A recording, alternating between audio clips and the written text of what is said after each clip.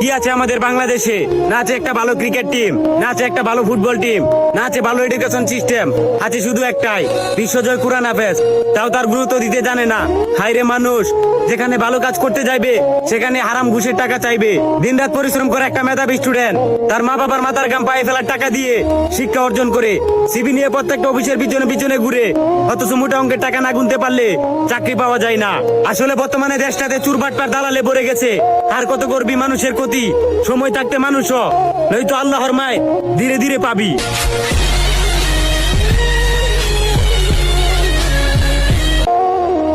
বাঁশের চেয়ে কঞ্চি বড়, ধানের চেয়ে বড় খই, নেতার চেয়ে চামচা বড়, তাহলে মানুষ বিচার পাবে কই?